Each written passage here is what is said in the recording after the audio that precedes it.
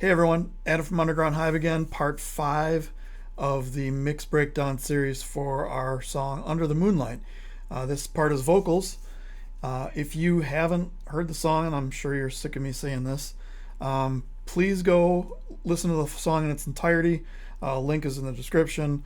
If you want the other four parts of the video, those links will be in the description as well.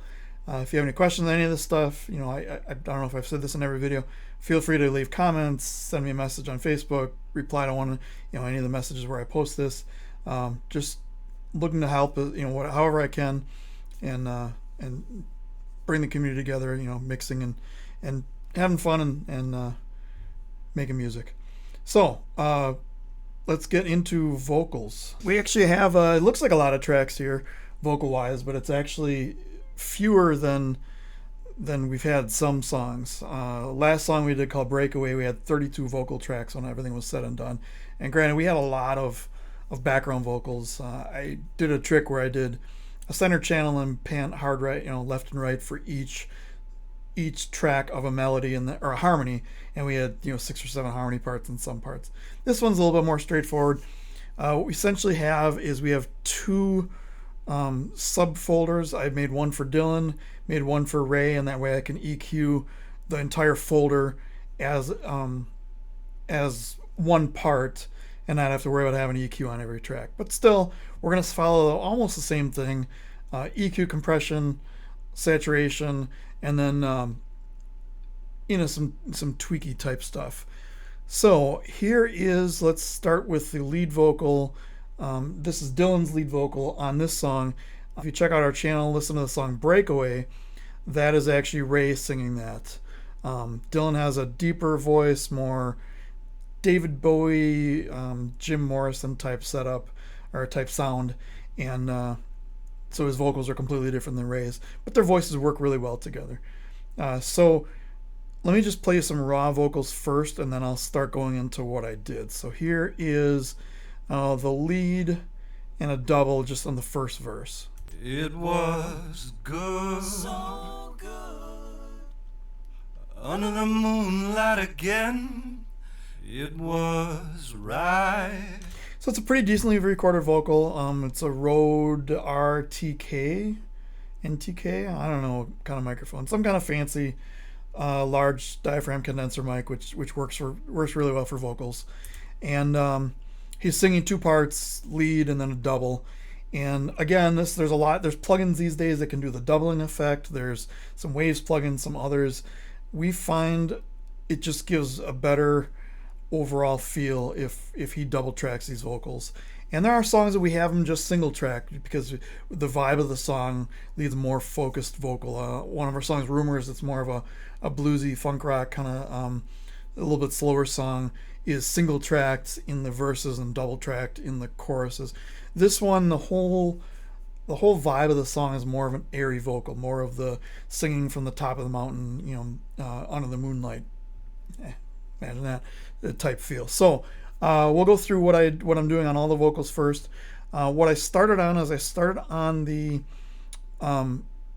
bus for the entire vocals, and I have, if you can see here, I'm not sure if you can really see the indentation, but I have a main vocal track, and then our main Vox bus folder, and then I have one for each Dylan and Ray. So this is on the main one altogether.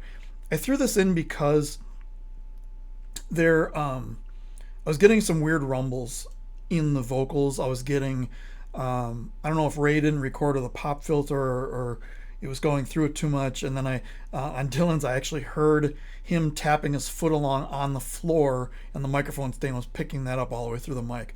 So what I did when I was just editing these is I threw this on the mix on the vocal folder, and it's just a 2-track EQ. There's a 100 hertz high pass filter, and then I just put a high shelf at 6K. It's only 1.5 dB, so it's not doing much. And you'll be surprised to know that I'm using the Kramer tape on the vocal bus. That's it for those, because Dylan and Ray have a lot of different voices, so I'm going to do each of them separately. And then what I did, I have I call it vocal distortion, but it's really just the Abbey Road saturation. I'll bring that over here. just a send with the saturation plugin on, and then I have the short and a long verb, and I do some automation, bringing the verbs in and out. I'll go through that in part 6. I don't want to get bogged down in actual vocal stuff, talking about all that I'm doing for automation and things like that. So, with just those on, here's the same 2 vocals. It was good under the moonlight again. It was right. All right, so in lead vocals, sometimes I'll use, and I'll do a little bit differently here. Sometimes I'll use a short reverb, sometimes I'll use a long reverb, sometimes I use a delay, sometimes I use a slap delay. It kind of all depends on the song. And this one, I went with more of a 2 different types of reverbs and a long delay. So we'll get to that in a little bit. On Dylan's vocals, just for EQ, let me pull this in so you can see it. I have a high pass filter just over 100 hertz. I have a cut of 3 dB at 280 hertz, and I have a high shelf at 6K. These vocals are recorded really well. There's no real extra stuff I have to get out. High pass filters to get rid of the extra boomy stuff. This cut at 280 hertz is to get rid of like the chest voice, where it kind of sounds maybe honky. It's the same low mid stuff that's in everything else, except you can actually hear in the voice. If I let me isolate his vocals here. Was good. Let me isolate just this one track. Under the moonlight again. It was right. At the slip of the line. Under the moon. That's extreme, but you can kind of see where it's it has that again, that like the cheap guitar, cheap bass sounding voice. It's like the extra woofy, chesty voice, I guess is the best way to put it. So I do that on the bus track itself, and then I handle all the compression on each individual track. So if we go to the lead here, let's see if I can extend this out and keep playing it while I do this. Was good. So we did Under the moonlight I used again. the RVox from Waves. I really like it because it's stupidly simple. It's like the LA2A compressor for vocals. It's based off of their, Renaissance compressor, but it's kind of dialed in for vocals. You don't have to mess with ratio. You don't have to mess with attack and release times. You basically set the threshold. There's this energy, which is also a gate, the gate, and then a gain. I usually leave the gate all the way off. I set the compression to where I think I might like it, and then I, gain, lower the output gain to volume match. So, Was good. and I'm giving it a good 6 to 12 dB of gain reduction. Under the moonlight again. Next one, I like double stacking compression on vocals, just like I do on bass. And this one, I like the different attack of the and kind of analog feel of the 1176. So I did the same thing, another 3 dB or so of gain reduction. Under the moonlight again. Gets it a more right. Uniform performance. I will mention that I did go through a lot of these tracks and split and lowered the volume. I don't like to normalize. I think normalize is a not, it affects the sound too much, and it kind of squashes things. If you're doing that as a compression technique, I guess, but I found that just manually going through, cutting peaks and lowering them, raising valleys, and just getting them more to an even before you go through compression. And then if you want to do volume automation and bring some of that up and down, that you can do that as well. But for this, I just wanted to do, have everything as even as possible and then run 2 compressors on it. Last one I used is this Wave Sibilance.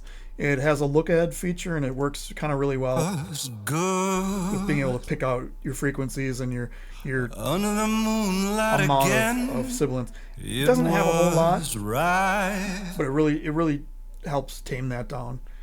It's And then I'd used a parallel compressor on the vocals, and this is the I only have the 1176 on that, but I'm cramming it. good. So if I turn this on, you'll see Under the moonlight again. I'm just crushing it. It was And then right. I blend in that channel on a send. Actually, I'm actually leaving that channel itself all the way up, and leaving the send all the way up. Just the way this song worked, it sounded better that way. And then I'm adding a long delay. I usually have a number of sends. I usually have a short delay, a long delay, a slap delay, a short verb, and a long verb, and then I have like the right and left verbs. I just copy those from project to project, and due to the way that we record, we set up projects. I don't really have a template that I use. I usually just copy, tracks back and forth. For me, it just works better. I would say it would work well to have a template if you're bringing raw tracks in, you're just mixing. But we usually start the project out in the recording phase and then just kind of move on from there. So that for me that works. So with the long delay on it, it's a, let me see here. I'm using the Waves H delay. It's on a quarter note, and it's actually not tempo synced to this song, which is interesting because I copied it over from a previous song. So that's interesting to see here because it works well, so I didn't want to mess with it. So note to self, next video or next recording, check that. Anyway, here's what it sounds like with the delay on. Was good. Under the moonlight again. It was. And I do have the send really, really, really low in volume. So actually with the tempo of this song is 118 BPM. The delay was on 136. So it's halfway between the quarter and eighth note. It works well. And I have it so low in the mix that it doesn't really matter. And we'll go on to the Vox Double is like the exact same plugins, the exact same settings, just to volume match the compression a little bit differently. Actually, it's the same thing. So I gained stage these beforehand, so I was just able to copy and paste. And then the same parallel compression on the double, but I'm using a slap delay on the doubled vocal instead of. Was good. Under the moonlight again. So you hear a little bit faster, and then both of them together, because there's not a whole lot of delay coming in, both of them together, you get a natural sort of offset because of the Under the doubling. moonlight again. It was right. A lot of singers use this technique. Dave Grohl's probably the most current famous guy that does it, but I mean, Alice in Chains used to do it. Ozzy's been doing it for 40 or 50 years. It just tons of people are doing this effect. So for the lead vocal, I was able to get all the leads on one track, even though we record songs a little similar like we did the guitar in the previous video where each section is kind of recorded on its own track. I made sure that I was able to get these on the same track and get them kind of volume matched and things like that. The only other different sound than that was when we get to the bridge. She's on the mountain top. It's just a more aggressive with the same settings type vocal. So for lead vocals, that's really it. There's really not a lot going on there. Again, it's standard EQ, 2 compressors, sibilants, and then for effects, I'm using parallel compression, which almost adds more like a volume and more like more to beef it up rather than actually adding more compression, even though it's really, really, really compressed. And then some roomy, chambery plate delay type things. I will go through all the crazy automation. I don't know if you can actually see this in the video here. Wave's default color, or Reaper's default colors on sends are kind of dark, and it would be nice to have those lighter.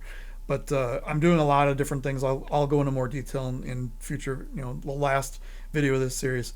One thing I did want to bring up is I'm doing a few cool things for effect wise.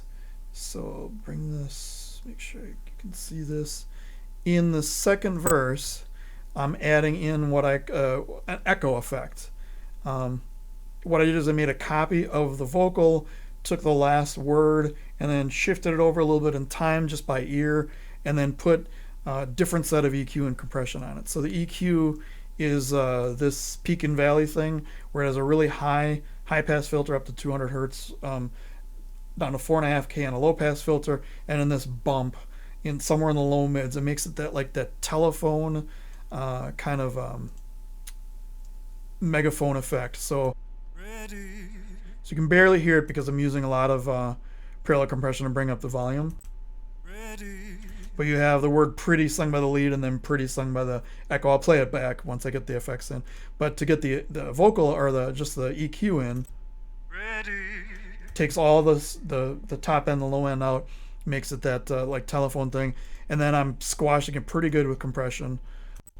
I hit it about 6 dB, bunch of gain reduction. Where I'm really getting it is the parallel vocals. And then I have a send over here called Vox Air. What I do for that, I'm actually not using this plugin up here. I use a Shep's 1073 to add a bunch of 12K, add a big high pass filter. I'm using the one knob brighter from Waves. All it is one knob and it makes things brighter. Ferric TDS, which is a saturation plugin. And then I have a big compressor on it to kind of hit it. So if you'll see this go through, turn on the send first. It just adds a bunch of air as the track. I took this tip from Graham Cochran from the Recording Revolution. He's used this on a number of things. I really didn't need to use it on Dylan's main vocal because of the way he, the mic fits his vocal much better. Not a whole lot, just a ton of attainment. But here's the whole thing from this beginning of this phrase. On the mountain top, sitting pretty, moon was willing. I just have this echo, and sometimes I'll pan the echo left or right. In this case, I just left it center because I think it worked out pretty well. And here's it in the context of the whole band. On the mountain top, sitting pretty, moon was willing. So you can definitely hear it. It's still kind of in the background. It's dry. There's no delay or reverb on it at all. So it's going to be more focused, but it's still kind of, because of the way it's mixed, it's kind of sitting back. The other effect that I did, we wanted, let's see here, we wanted to have a more, we want to have this vocal line right here stand out a little bit more. Actually, you want to mute that one. Made me beg from could, should, would. Spun around till the clock went down. So it's kind of a cool phrase if you listen to the whole song, which I'm not going to play for you right now, not going to explain the lyrics, but it kind of fits into the whole theme of the thing. We wanted this particular vocal to stand out, and instead of automating what I did is I copied it to a different track, and I did some different EQ and some different settings on it. So if we go over those, again, I use this a similar telephone type lo-fi vocal on it. I did the Arvox a lot. Good, should, would. So if you see this thing, it's like compress the hell out of it. And then I put some saturation on it. Good, should, would. Spun around. That kind of brings a harmonic effect. I didn't do any grit. More I used just for the actual like tape saturation. And then I put the sibilants on because I needed that. I also put the parallel vocal track on it. So by itself, could, should, would. Spun around till the clock went down. So in the context of the whole song, you don't even really realize there's a track there. It just stands out more. Made me beg from could, should, would. Spun around till the clock went down and the moon. So it's kind of a neat vocal effect that we did there. So moving on, so those are essentially all of the lead vocals in this song. Everything, and that only took up 4 tracks, and 2 of them were kind of throwaways because it's only in this one section of the song, and it's only, one little word here, one word here, and one little phrase there. Everything else is background vocals, and that's what you'll kind of find with our music is we have a solid lead that goes over, and then we play with a lot of background vocals. I'll go through Dylan's first because these are already EQ'd up. He has 2 it's like an answer, a call and answer thing. So we have the Under the Moonlight Again, and then the answer is Moonlight Again. So here's that with just Dylan's vocals. Under the moonlight again, moonlight again. And what I did is we hard pan these left and right. Same kind of trick as the guitars. If you double track and you pan hard left and right, it makes it this airy. For vocals, it makes it like this airy type feel. And then for effects, EQ is taken through the bus. It's just Arvox and sibilants for both of these. So I'll turn those on, and I'm leaving these completely dry. Moonlight again, moonlight again. And it's just kind of this real breath. He's saying it more breathy and more purposely, kind of putting an effect in while he was singing. The other tracks are these in the third verse here. We did panned right. Let's see, where am I here? We did panned hard right. It's another kind of a call and answer. So I'll start right before into the. He has a lot of lead in phrases into the verses. So I'll start right lead in, then you can hear the vocals the way they are, and then I'll add the effects. 'Cause she's a wild one. If you're choosing this illusion, wild one. If you're choosing, never refusing, blinding. If you're choosing this with her. Before we go there, I want to mention something about the lead vocals here. Most of the time, in fact, in every song up until this one that we've done, I have gone through the vocals and I've edited a lot. And you don't see it here because I've rendered the tracks out with all the edits in. But I will cut out like lip smacking, breaths, that kind of thing. But this verse, it's leading up to the first chorus, and the way the song works and the way that, like, in my eye, the way I picture, they're taking this trip up to the mountaintop, they're getting all ready to get things going on. I like the breath in here in the lead vocals. I'll solo just the leads. You can hear there's some big breaths in here that normally I would just edit out. 'Cause she's a wild one, wild one, blinding. Especially right here.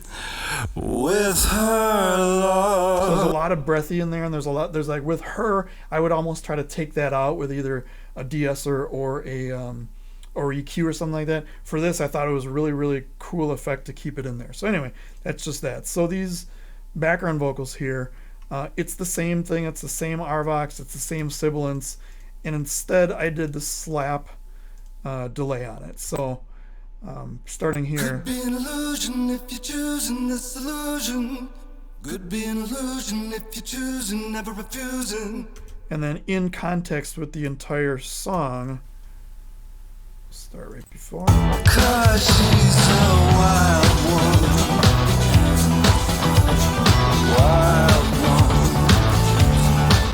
They're kind of going to the video number 3, the keyboard video. They're offset to those keyboards, so you have something to listen to on either side, and it's really just like this answer thing that goes on in the background.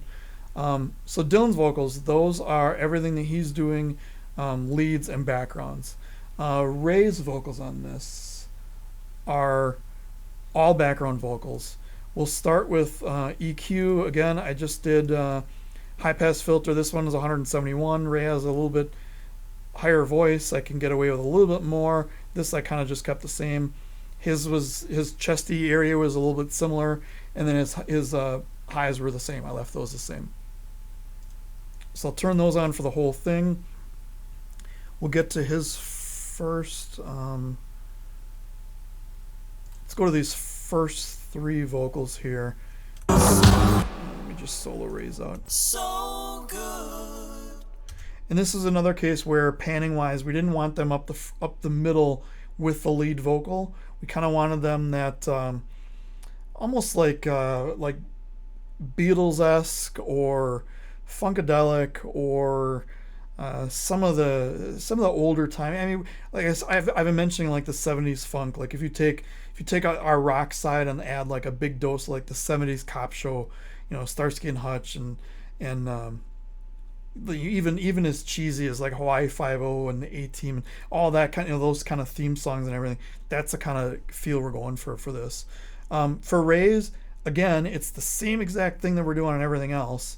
It's the Arvox, it's sibilants, and then we're gonna embarrass Ray here. I tuned his vocal. I tuned a word here and there, just to get it done. And I usually do, if I do any tuning at all, and I do some. I don't go crazy with it. I don't leave it on automatic. I just here and there I'll move a note if it needs to be moved. And mostly on backgrounds, because you can get away with it on a lead vocal, pretty heavily. Not necessarily in tune, and especially with Dylan's vocals where he slides in and out of a lot of notes. But with backgrounds, you really want things synced up. So what I did here is there's a couple notes I tuned. I usually try to do that before I render the vocals out, because I always render tracks out with things printed on them, and maybe that's probably a video for another day. But this one I found it after the fact, and I just had to tune it. So there's RVox, sibilance, and then tune on 2 of the tracks. And then I did the reverb all on the same side. So I stole the guitar reverb that I used from that video, but I put it all on the left side. So what I have is I have the left vocal with the left reverb. So all the vocals and all the reverbs are sitting over there on the left side. So here it is with all the effects. So good. Kind of that barbershop choir. I don't know. I grew up as a metalhead, and now I'm playing funk, so it's hard for me to relate to the music that I didn't listen to growing up that I'm now kind of only getting into. So anyway, so there's that. There are 2 tracks of Ray's that he's doing regular backgrounds, and he's doing that call and answer thing. Under the moonlight again. And he's doing a high falsetto, but he's also doing doubled it. And this time we chose to do it right up the middle because it goes with Dylan's right up the middle vocals. So again, it's the same exact plugins, RVox, sibilance, and then I had to tune one of them, and no effects on those. I left those completely dry. So if we start the first verse, all vocals here. Was good. Good. Under the moonlight again, it was right. At the slip of the light. And now Ray comes in. Under the moonlight again. With a double there. Moonlight And now he goes into a harmony. Under the moonlight again. So that's really it as far as the overall backgrounds. There's one other section in the song at the end. We want Ray to do like almost a Stevie Wonder type ad-lib in this last chorus. For effects, again, it's RVox, sibilance. I've said it a couple times, I want to make things easy for myself. So if I have a compressor that I can use that I know will work, and RVox is great, and the sibilance doesn't require a whole lot of tuning. That's pretty much just a set, a couple settings and forget it, and let it do its thing. I really like that choice. You'll notice that I did not do any double compression on the background vocals, because for the most part they don't need it. You don't want your background vocals, they aren't sticking out as much on top of the song as your lead vocals are. So you could do it and it'll probably get some benefit, but I don't think there's enough benefit of doing it to make it worthwhile. So for these 2 tracks, I will solo just Ray. Moonlight, moonlight, moon.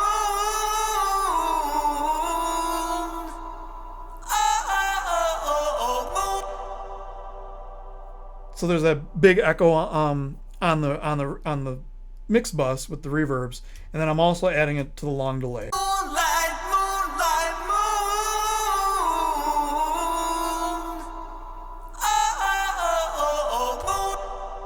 And it was just a double tracked pan hard left to the vocal. The way this fits into the entire song is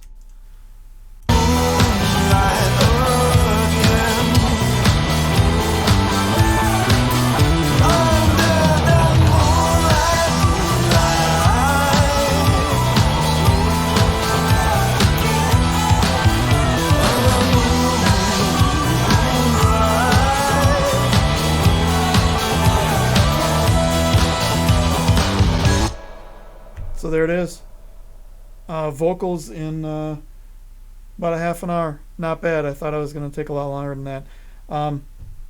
There is one more thing that I want to go through, and I don't want to leave this until the end, into the last video. There's some automation stuff that I want to go over, but right before the keyboard solo, there is what we call the Funkadelic track, and what There's two vocals going on there. Let me solo on just the vocals.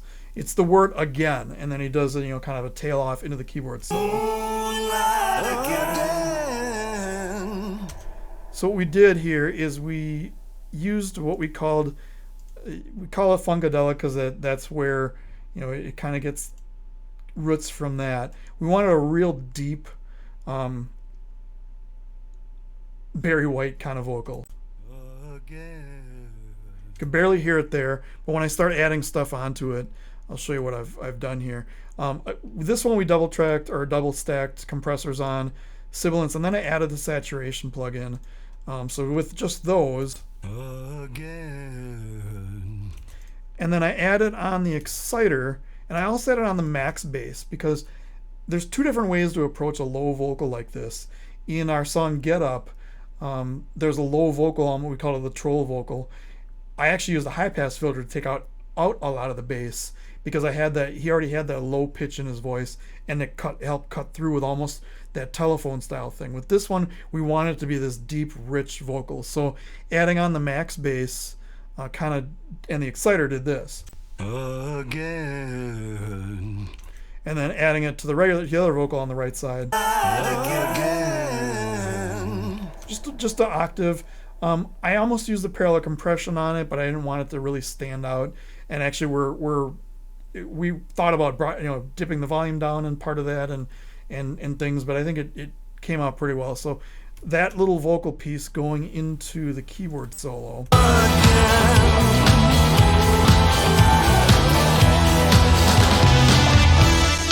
So it's just a little thing off to the right.